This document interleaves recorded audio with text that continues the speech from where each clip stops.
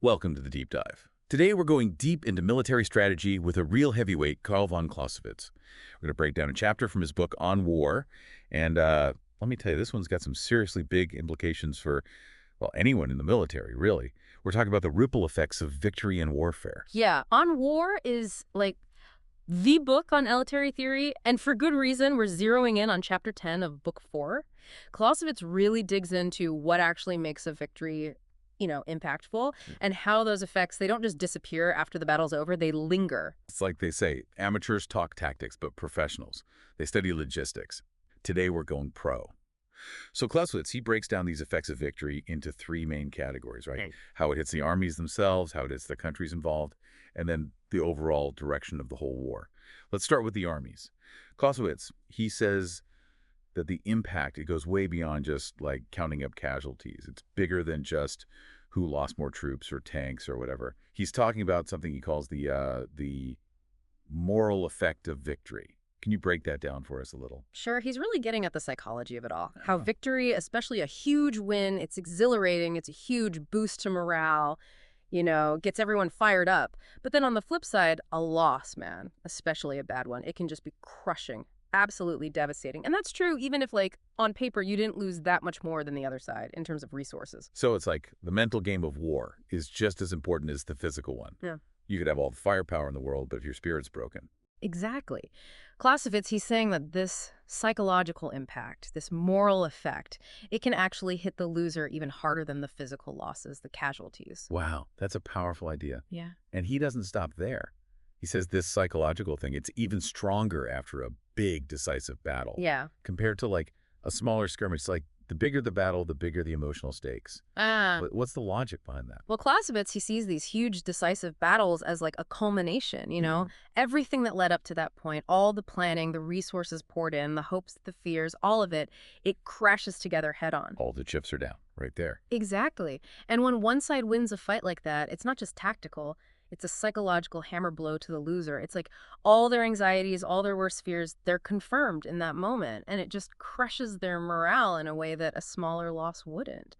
Imagine being a soldier on the losing side of a battle like that, the impact on you. And the way Clausewitz describes it, a lost battle, the retreat, the ranks thinning out, that feeling of being completely overwhelmed, he really drives home that psychological toll, And then he says that this moral effect, it hits even harder now than it did in the past. What changed in warfare that made the effects of victory, even just emotionally, so much stronger? Well, you got to remember, Clausewitz was writing in the 19th century, and he pointed to this rise of what he called total national effort as a major factor.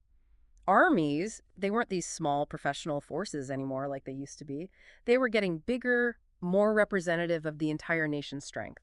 You had citizen soldiers making up more and more of the ranks. It was like a major defeat. It didn't just set back the military. It was a blow to the entire nation, to the heart of the country. Exactly. That line between the military and the civilian population, it blurred. Everyone was in it together. Right, so that impact of a big loss, it just reverberated throughout society. Think about the Franco-Prussian War, for example. The Prussian victory, it wasn't just about them being better on the battlefield. It had this huge impact on the French national psyche, It really stuck with them for decades. And Clausewitz says that smart military leaders, they understand this. They know how to use this moral effect to their advantage. It's not just about winning the battle itself, but how you use that win for long-term gain. So they're playing the long game strategically. He uses examples like Frederick the Great, right? At the Battle of Leuthen. How a really brilliant commander, they don't just win, they understand how to use that victory to demoralize the enemy, to achieve their own political goals. Exactly. Take Frederick the Great. He wasn't content just beating his enemies on the field. He wanted to break their will to fight, to make them see that fighting back was hopeless. He knew that a decisive victory, if you used it right, could do more to win a war than years of fighting that went nowhere. Clausewitz argues that this understanding of the moral effect, it's what separates the good commanders from the truly great ones. It's like that saying, the skillful employer of men will use the mind before he uses the body. Yeah, it's about recognizing that warfare, it's not just about physical force. It's a battle of wills, a contest for the hearts and minds of everyone involved. It's about recognizing that winning a battle is just one piece of a much larger puzzle. And the real challenge is figuring out how to use that victory to create a lasting peace, a real sense of security. And that's what makes Clausewitz's work so relevant even today. He makes us look beyond just the tactics, the immediate moves on the battlefield. It's about the bigger picture. Exactly. Understanding how victory affects morale on both sides. That's absolutely crucial for any leader, whether they're commanding an army or just a small team.